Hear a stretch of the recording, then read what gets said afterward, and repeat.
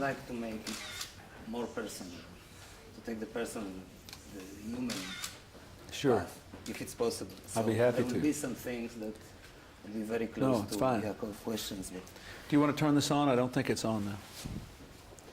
Doesn't appear to be turning. Yeah. That's it. No. Thank you very much. Now, Still not moving. Now it's moving. it's moving. Yes, and here's the speaker, so I'll leave it like this. Okay. No? Yeah. No. Now it's moving. Yeah. What? It's voice activated. Oh, I see. You like this? Hello? Okay, I see. All right. Here I am proclaiming the high-tech world and not doing it. Let's speak about high tech. Okay. I just, about Syria, the absence of a high level from today's event stood up sharply. And I wonder if you can see how U.S. changed that. And if Assad keeps out, are you afraid that it may unsettle the region? Well, let me say, obviously, I wish there had been a... It's still not turning. Now it's turning again. Okay. Obviously, I wish there had been a stronger signal of support from Syria for what happened today. But I don't think that we should be discouraged by this. I think we have to be patient. And we have to take these things one step at a time. First of all, I hope that the citizens of Israel and the Palestinians will accept this agreement, will support their public officials in implementing it, and that we will go forward from here with it. And then we will continue to explore what can be done to finalize the peace process. We know that we have to bring Syria and Lebanon in if we want to be successful. We know that. Thank you, Mr. President. In Israel, there are some grave concerns that in spite of the agreements and painful concessions on land, the violence will go on. Do you think that Arafat did enough to fight terror and to educate the new generation for peace and cooperation with Israel? Well, let me say whether he did enough or not, there's still been too much violence, and he has to do more. I was encouraged by what he said today. I think it is hard to know, and hard for the Israeli public to know, in terms of events of the past, whether the PLO authorities were trying hard enough or whether they simply had not developed the capacity yet to deal with the problems with which they were confronted. There is no question that their capacity is increasing, and I believe their will is increasing. I believe they will make a good faith effort to implement this, because I think they have concluded that it is also in their interest to do so. And so that's what I believe they'll do. In the field of education, when he's still calling for jihad, and those speeches in Gaza, do you think that he should change that path? I do. I think he should consider every word that he utters, every word, in terms of the impact it might have on how citizens behave in the rest of their lives. You know, I'm all for freedom of speech, and I'm all for people saying things clearly, and everyone in public life on occasion perhaps appeals to the voters' emotions a little more than you should. But I think that in the Middle East, great care should be taken with words at this moment. Today, I thought he showed discipline and commitment, and I would like to see that continued, and I believe that it will be. I'll go to the personal things. I read that you were moved deeply during your first visit in Israel. Since then, you were the second time as the President of the United States. What you can tell us about your personal feelings towards Israel and the Jewish people, maybe the Jewish religion? Well, of course, the first time I went to Israel, it was on a purely private trip. I was not even an elected official. I was a former governor of my state. I went with my pastor, who had been going to the Holy Land since 1937, since before the establishment of the State of Israel. And I went literally as an extension of my Christian faith. But I have always been a great supporter of the state of Israel. Even when I was a very young man, I'd always been interested in Israel, supportive of Israel. I admired the strength and discipline and courage and heart of the people in battle and their determination to survive under great difficulties. I admired their ability to triumph in peace, to turn the desert into an agricultural triumph, to do all the things that have been done in Israel. So from the time of my early childhood, I had been fascinated by Israel, supportive of Israel, and because of my religious convictions, deeply committed to the preservation of my tradition and the proposition that Israel had a right to be there and should it continue to exist and flourish, and the people ought to have a right to live in peace, and that the great shrines of our faith should be preserved from war. It looks that during your term in office, you developed a special relationship with Prime Minister Rabin. How it may this personal friendship affect Israeli-American relations if another party or somebody else will win the next elections there? Well, we have become good friends. And I, didn't know what would happen because obviously most of his experience, both as Prime Minister and in other roles, have been with presidents of the Republican Party. But I was deeply impressed the first time I met him with two things. First of all, with the fact that he had spent a lifetime as a soldier, and it concluded, based on all of his years of experience, that now was the time to pursue peace, and that the risks of peace were less than the risks of continued conflict. The second thing that impressed me was that as an elected official, he was prepared to take risks for peace, as long as they were careful and calculated. And I told him then that if he would take risks for peace, I thought it was the obligation of the United States to minimize those risks. He has kept his word, I have kept mine, and we have developed a remarkable and positive relationship.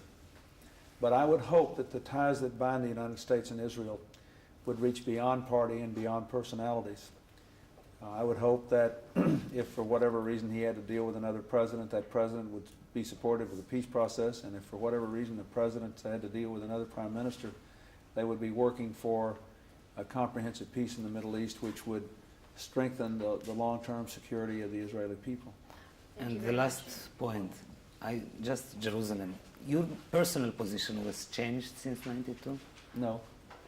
My personal position has not changed since '92, but events, the most important of which was the signing of the Declaration of Principle by Israel and the PLO by Mr. Arafat and the Prime Minister, said that the parties would make Jerusalem a part of the final status negotiations.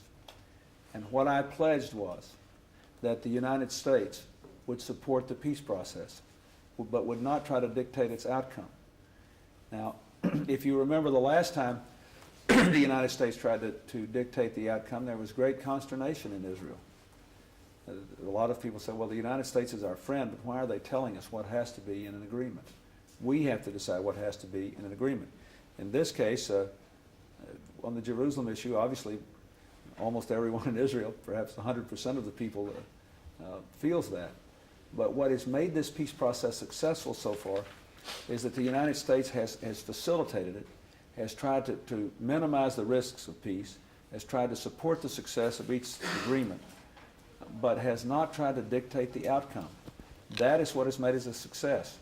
And now that I am president and the parties, including the Prime Minister of your country, made a specific decision to make the status of Jerusalem part of the end negotiations, that is how the rest of us should leave it. We should keep moving toward peace according to the path set not by the United States or the Russians or the United Nations or the European community or anyone else, but instead by the people in the Middle East and their leaders. Thank you. President, thank you very, very much. Thank you. Thank you very much. Thank you. What's your microphone? Mr. President, now we have Those are my glasses, not yours. Oh. You have yours around your neck. If I had any sense, I would. This guy's lucky. Thanks. Thanks. So now we're going to do Middle East broadcast. Good. Where's Stephen? He's right here. Somebody just, 2 minutes while you get hooked up.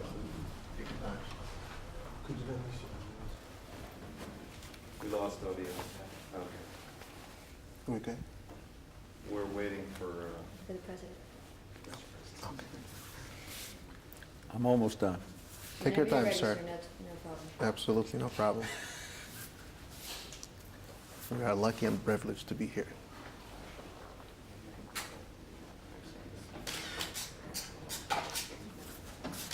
Okay.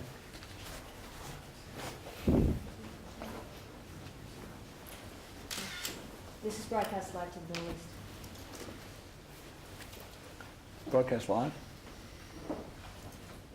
Are we ready? Go ahead. Okay. Mr. President, may I first bring you the greetings and congratulations of 4 million viewers of NBC watching us now throughout the world. And 2 major historical accomplishments actually in 1 week. One is the peace process that was signed here, or peace agreement was signed here, and the peace that your leadership is bringing to the Muslim Bosnian. How do you feel about these 2 accomplishments? I'm very, very proud for the role the United States has played. I have been personally committed for a long time, both on peace in the Middle East and in trying to bring some end to the killing, the senseless killing in Bosnia, and to bring about a peaceful resolution of the fighting there that would preserve the integrity of the Bosnian state. And I know that many people in the Middle East are also interested in Bosnia. I'm hopeful. I'm more hopeful today than I have been in any time since I've been president that we have a chance to make peace there. It's like the Middle East. It's not easy. It requires all sides to make some decisions they would prefer not to make, some compromise, some principled compromise, but we have a chance to make a peace in Bosnia, and we're certainly much closer to peace in the Middle East today. Mr. President, your leadership helped to bring a peace between PLO and the Israelis and the Jordanian and the Israelis. Did you discuss with Prime Minister Rabin today any specific steps how to move forward the Syrian-Israeli track? Now, we discussed this in great detail now for as long as I've been president, and we didn't have a great deal of opportunity to talk about it today. But what I think is important now is that these 2 agreements be accepted by the people of Israel and by the Palestinians, and that we get about the business of implementing them. Then soon we should see where we are with the Syrians and do our best to invigorate those negotiations. I have talked with President Assad many times, and we have, as you know, met on 2 occasions, once in Geneva, once in Damascus. The Secretary of State has been to Syria many times. We are committed to finishing this job, and it will not be finished until there is peace between Israel and Syria and Lebanon. So we will keep working at it, and the important thing is not to get discouraged. I'm convinced that both those countries want to make peace with each other. That's the most important thing. If they want to do it, we'll find a way. Are you ready to get involved personally to bring about peace between Syria and Israel as President Carter did in the past? Yes, of course I am. I think it's important to recognize, though, that when Camp David occurred, there was some idea about where it was going to come out, you know, and when I'm more than prepared to do anything I personally can to make peace. That's why I went to Damascus in the first place. But I think it's important that the parties themselves feel that we're moving closer together and that we're getting closer to a final resolution. The reason we've been as successful in the last 2 years as we have is that I have taken the position that if the parties would take the risks for peace, that I would try to minimize the risks and then make sure the peace was successful. And that is what I'm trying to do. And it seems to me that that's the best way to handle this, and I will continue to follow that approach. Mr. President, you today have an unprecedented meeting between 4 leaders of the region, Arabs and Israelis. What is the vision that you communicated to them about how you would like to see the Middle East in the near future? My vision of the Middle East was basically reflected in the picture with His Majesty King Hussein and President Mubarak, and Chairman Arafat, and Prime Minister Rabin, all there together with all the many other foreign ministers and one prime minister from other nations in the region. I think if the peoples of the Middle East could resolve their differences and could live together in harmony and could stamp out terrorism and give up, walk away from terror, you would see an explosion of opportunity there.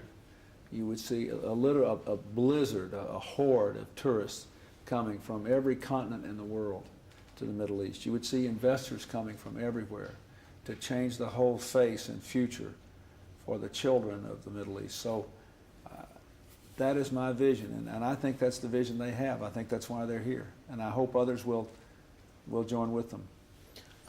Mr. President, what's your assessment in the situation in Iraq after the latest defection? And is your position is that the economic sanction will continue to be in place as long as the regime is not changing?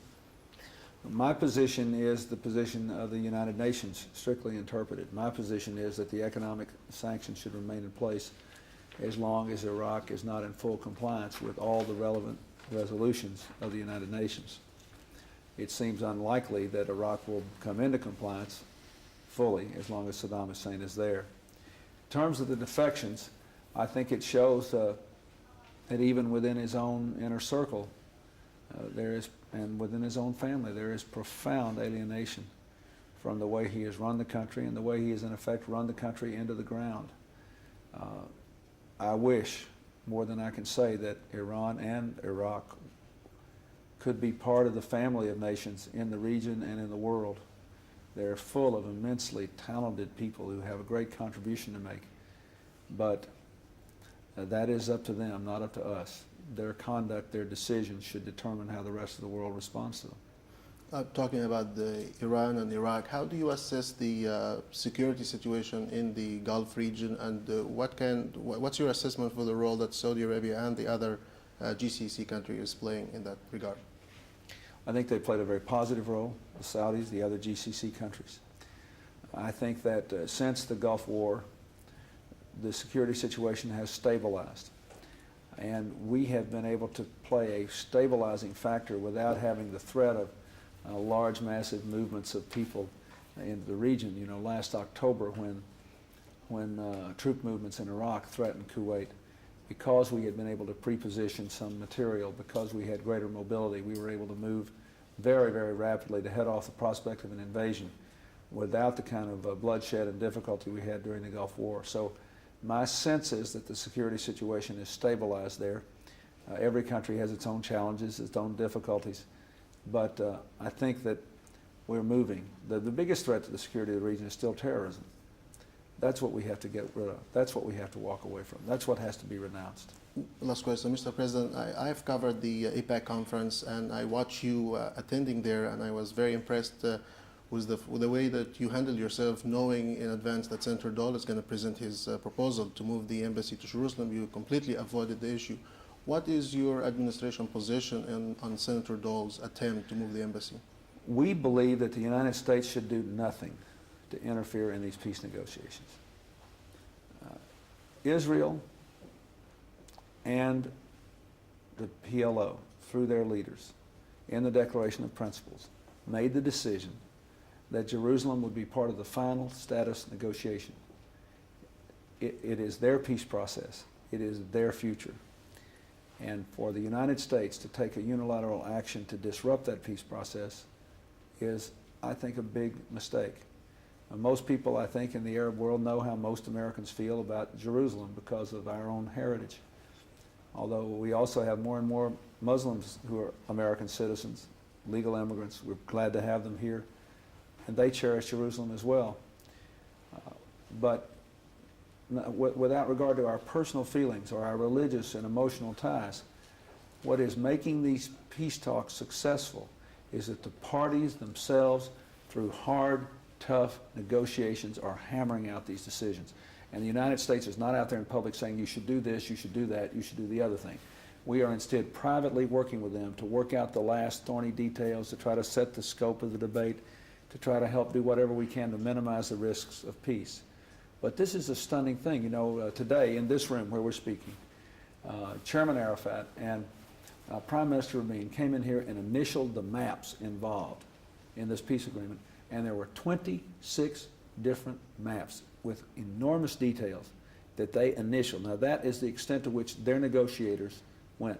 Thousands and thousands of decisions made in agreement by Arabs and Israelis together. That's the kind of thing we want in this process. And the United States cannot facilitate that if we're out here taking some independent political action which could disrupt that process. Thank you very much, Mr. President. Thank you. Good to see you. Same here. Thank you. Enjoyed it. Thank Where's you your very home? Egypt, Where in Egypt? Cairo. You grew up there? I grew up there. I came here 5 years ago, but my wife is American, and we met in Egypt. We lived together in Egypt, and so I've been accustomed to the American culture. I worked for the American networks for 14 years before coming to the U.S. But you're actually living here now? Yeah, Washington, D.C. And so, do you do daily broadcasts back in the Middle East? Yeah. Harry goes over and promotes all the spokesmen at the State Department. We've both been told for me. That's right. Thank you all very much. Thank you. Enjoyed it. Thank you very much. Thank you. I enjoyed it. Thank you. Your history is ready for it tomorrow. Thank you. I'd be happy to tell. I'd like to set them up. I like it. I promised somebody to ask you to send. That's for her. What's her name? Jean. J-E-A-N?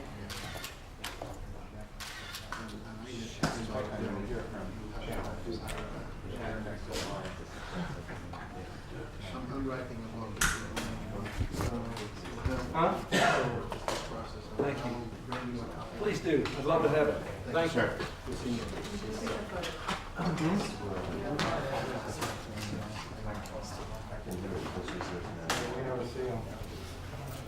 You're asking about. Is that a wrap, Bill? You just call me and tell me a date,